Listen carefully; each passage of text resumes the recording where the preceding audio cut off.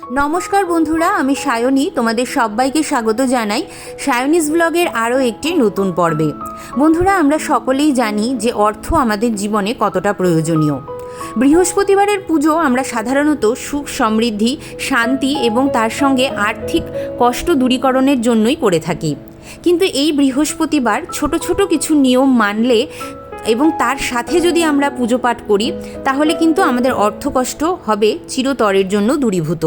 আজকের ভিডিওতে আমি আলোচনা করব সেই সমস্ত নিয়মের কথা যা তোমরা ঘরে থাকা সামান্য জিনিস দিয়ে করে ফেলতে পারো। আশা করছি আজকের ভিডিও থেকে তোমরা একটু হলেও উপকৃত হবে, তাই স্কিপ না করে ভিডিওটি দেখতে থাকো।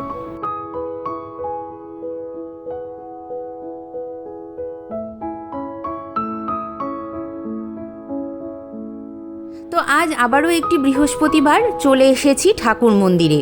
এসেই মন্দিরটাকে সুন্দর করে পরিষ্কার করে নিলাম। বন্ধুরা, প্রথম যে নিয়মটি সেটি তো আমি তোমাদেরকে বলবোই, তবে তার আগে বলবো যে বৃহস্পতিবার দিন কিন্তু তোমরা খুব সুন্দরভাবে ঠাকুর মন্দিরটা পরিষ্কার করে নেবে। কেন কি মা লক্ষ্মী কিন্তু একেবারেই নোংরা জিনিসটা পছন্দ করেন না। আর তারপরে দেখো একটা লাল কাপড় পেতে নিয়েছি। এখানে দেখো আমি কিছুটা পরিমাণ দুধ গরম করে নিয়েছি। এই দুধটার মধ্যে তোমরা হয় একটু কেশর মিশিয়ে নেবে বা একটু 1 চিমটি হলুদ গুঁড়ো মিশিয়ে নেবে। আচ্ছা, এই দুধটা তোমরা বাড়িতে যিনি রোজগার করেন, মানে মূল যে রোজগারের যে ব্যক্তি আছেন তাকেও তোমরা খাওয়াতে পারো, আর না হলে বাড়ির সবাইও তোমরা খেয়ে নিতে পারো।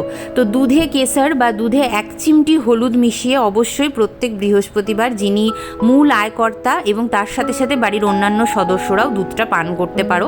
এটা করলে কিন্তু মা লক্ষ্মী অত্যন্ত বেশি সন্তুষ্ট হন এবং বাড়ির থেকে যে কোনো রকমের অর্থকষ্ট দূরীভূত হয় বা কাজে যদি কোনো রকম বাধা থাকে সেটাও কিন্তু দূরীভূত হয়ে যায়। এটা আমরা সবাই জানি। কেশর বা জাফরান কিন্তু মা লক্ষ্মীর অত্যন্ত প্রিয় একটি জিনিস। আর যারা জাফরান কিনতে পারছো না, যাদের খুব মনে হচ্ছে যে জাফরানের দাম অত্যধিক বেশি, তারা কিন্তু অবশ্যই 1 চিমটি হলুদ, মানে দুধের কালারটা যেন একটু হলুদ হয়, সেইভাবে করেও কিন্তু খেতে পারো। এটা ভীষণভাবে মা লক্ষ্মীকে আকর্ষণ করে। আর বাড়িতেও বিভিন্ন রকমের যদি অসফলতা থাকে, মানে কাজের ক্ষেত্রে যদি বাধা থাকে, সেটাকে দূরীভূত করে দেয় এবং তার সাথে সাথে কিন্তু অর্থ সমাগম ঘটায়। এরপরে দেখো আমি সমস্ত দেবদেবীকে একসাথে স্নান করিয়ে নিচ্ছি। তো বৃহস্পতিবার কিন্তু আমাদেরকে সমস্ত ঠাকুরকে আমি স্নান করিয়ে নিই। আর বৃহস্পতিবারের পুজোটা দিতে কিন্তু একটু বেশ সময় লাগে, এটা তোমরা সবাই জানো। আর ঘট পেতে আমি এই দিন পুজো করি। আর দেখো এখানে সবাইকে বেশ সুন্দর করে আমি সাজিয়ে গুছিয়েও দিয়েছি। এরপরে আমার পাশের যে মন্দিরটাতে বাবা লোকনাথ থাকেন তাকেও স্নান করিয়ে নিচ্ছি। আর এই দিন কিন্তু আমি সাই বাবারও পুজো করে থাকি। তো সাই বাবাকেও সুন্দর করে স্নান করিয়ে আমি পরিপাটি করে রাখবো। এরপর দেখো আমি যে তামার ঘটিটা দিয়ে বাবাকে স্নান করাচ্ছি, এই ধরনেরই একটা তামার ঘটি তোমাকে নিতে হবে। তাতে জলপূর্ণ করতে হবে এবং তার মধ্যে মিশিয়ে নিতে হবে 1 চিমটি হলুদ। এই হলুদ জলটা নিয়ে আমি কোথায় যাচ্ছি দেখো। তো এই হলুদ জলটা নিয়ে আমি পুজো শুরু হওয়ার আগে এই কার্যটি করি। তো এই যে আমার সদর দরজা যেটা, সেই সদর দরজায় চলে গেলাম। আর এই যে সামনেটায় আমি কিন্তু এই হলুদ জলটা সুন্দর করে ছিটিয়ে দিচ্ছি। তো তোমরাও কিন্তু প্রত্যেক বৃহস্পতিবার পুজো শুরু করার আগে এই হলুদ জলটা ছিটিয়ে নেবে। তারপরে মা লক্ষ্মীর ঘর তোমরা স্থাপন করবে। তো এইভাবে আমি কিন্তু প্রত্যেক বৃহস্পতিবার ছোট্ট ছোট্ট কিছু নিয়ম পালন করি বন্ধুরা, এবং এইভাবেই কিন্তু আমি বাড়িতে মা লক্ষ্মীর আকর্ষণ অত্যধিক বেশি বৃদ্ধি করতে পারি। আর একটু হলুদ জল দিয়ে নিজের গোপাল সোনাদেরকেও স্নান করাবে। প্রত্যেক দিন আমরা অঘরু গোলাপ জল দিয়ে স্নান করাতেই পারি, কিন্তু এই দিনটাতে অর্থাৎ বৃহস্পতিবার দিনটাতে তুমি যদি হলুদ জলে গোপাল সোনাকে স্নান করাও তাহলে বুঝবে যে তোমার বাড়িতে কী ধরনের মা লক্ষ্মীর কৃপা বর্ষাতে পারে।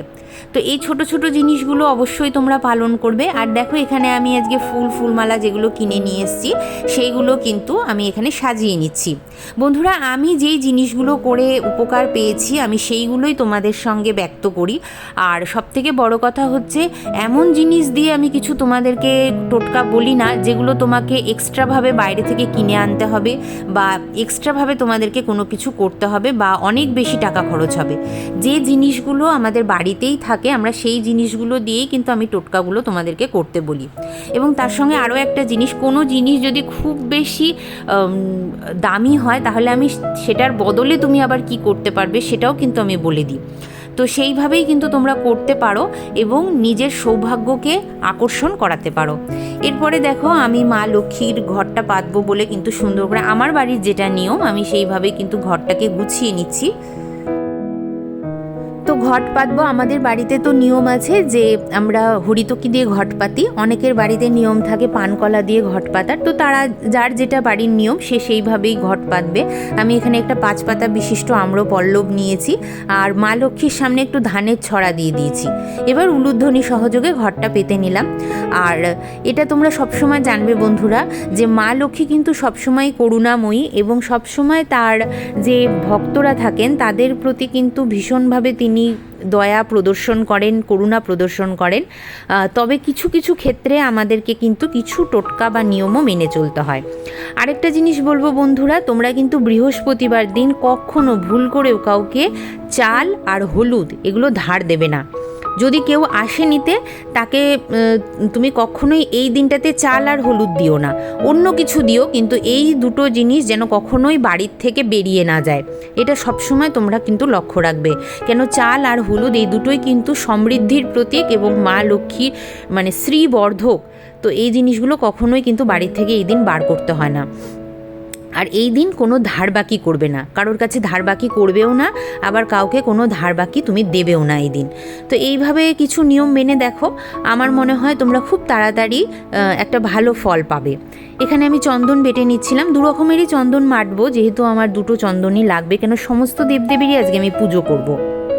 আচ্ছা, তাহলে যে কটা নিয়ম আমি তোমাদেরকে বললাম সেটা আরও একবার বলে দিই। বৃহস্পতিবার দিন আমাদেরকে হয় কেশর মিশ্রিত দুধ বা হলুদ মিশ্রিত দুধ খেতে হবে।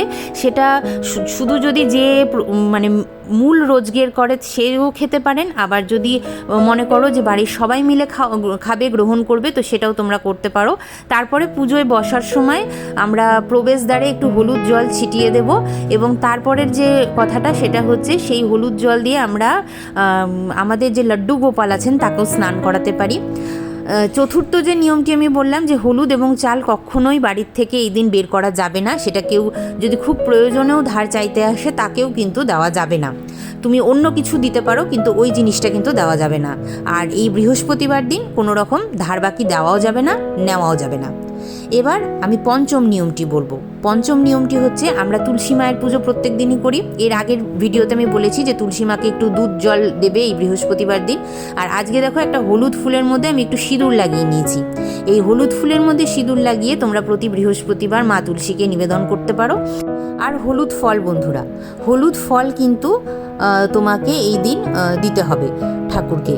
সেটা যে ফলই হোক, কলা দিতে পারো, আম দিতে পারো, পেঁপে দিতে পারো, তোমার কাছাকাছি লেবু হতে পারে, যে কোনো কিছু। তো সেটা কিন্তু তোমাকে ভোগে রাখতে হবে। যে কোনো একটা ফল হলেও হবে। ফল যদি না পারো মিষ্টি দেবে, যে কোনো হলুদ রঙের লাড্ডু হতে পারে, শনপাপড়ি হতে পারে, বা অন্য কোনো যদি হলুদ রঙের মিষ্টি থাকে সেটাও দিতে পারো। আর কিছু না থাকলে গুড়ের যে বাতাসাটা হয় দেখবে ওটা একটু লালচে প্লাস হলুদ কালারেরও হয়, তো সেই বাতাসাটা দিয়েও কিন্তু তুমি পুজো দিতে পারো। এগুলো সবই সমৃদ্ধির কারণ। এরপরে দেখো ভোগ নিবেদনের পরে আমি বৃহস্পতি নাম 108 বার জপ করছি। এটা হচ্ছে ওম ক্লিং বৃহস্পতয়ে নমঃ। এই মন্ত্রটি প্রতি বৃহস্পতিবার যদি 108 বার তোমরা পাঠ করো মনে মনে স্নানের পরে, তাহলে অবশ্যই বৃহস্পতি দেবের কৃপায় তোমার বাড়িতে কোনো অর্থ কষ্ট থাকবে না বন্ধুরা। এটা তোমরা অবশ্যই কিন্তু করতে পারো। তারপরে দেখো আমি এখানে কিন্তু মায়ের যে ব্রত কথাটা আছে বা পাঁচালি যেটাকে আমরা বলি বৃহস্পতিবারের পাঁচালি, সেটা কিন্তু পাঠ করে নিচ্ছি।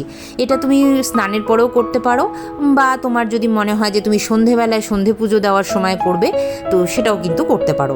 তো যেটাই করবে তোমার যেরকম সুবিধা হয় সেরকমভাবেই করবে। আর এই ছোট ছোট নিয়মগুলি মেনে দেখো বন্ধুরা, অবশ্যই তোমরা সুফল পাবেই পাবে, আমি এটুকুন বলতে পারি। 4-5টা নিয়ম, এবং এটা করতে গেলে অনেক যে সময় লাগে এরকম না। বাড়িতে থাকা কিছু জিনিস দিয়েই তোমরা কিন্তু নিজের সৌভাগ্যকে ফিরিয়ে নিতে পারো। তো এইভাবে কিন্তু তোমরা কাজ করো বন্ধুরা, অবশ্যই ফল পাবে। নেতিবাচক শক্তি দূর হবে না মানে অবশ্যই বাড়ির থেকে দূর হবে। কারোর কোনো কুনজর তোমার উপরে লাগবে না, কোনো বাস্তু দোষ তোমার থাকবে না, এবং তোমার ঘর সুখ শান্তি সমৃদ্ধিতে ভরে উঠবে। এর এর আগে আমি তোমাদেরকে বৃহস্পতিবার এবং শুক্রবারের অনেকগুলি নিয়ম বলেছি বন্ধুরা। তো এমন নয় যে সবাইকে সব নিয়মই পালন করতে হবে। যেই নিয়মটা তোমার ভালো লাগছে, মনে হচ্ছে যে তুমি করলে তোমার কোনো অসুবিধা হবে না, সেই নিয়মটুকুনি তুমি পালন করবে। যতটুকুন তোমার মন থেকে ভক্তি আসে ততটুকুন দিয়েই কিন্তু তুমি তোমার বাড়ির সৌভাগ্যকে ফিরিয়ে আনতে পারো। তো চলো বন্ধুরা, আজকের মতন এখানেই শেষ করছি। দেখা হবে আবারও একটি সুন্দর ভিডিওর সঙ্গে। ততক্ষণের জন্য তোমরা সবাই খুব ভালো থেকো, সুস্থ থেকো। ভিডিওটি ভালো লাগলে অবশ্যই নিজের প্রিয়জনদের মধ্যে এটি শেয়ার করো, আর অবশ্যই ভিডিওটিকে লাইক করো। এই ধরনেরই সুন্দর সুন্দর টোটকা পাওয়ার জন্য আমার চ্যানেলটিকে তোমরা সাবস্ক্রাইব করে রাখতেই পারো।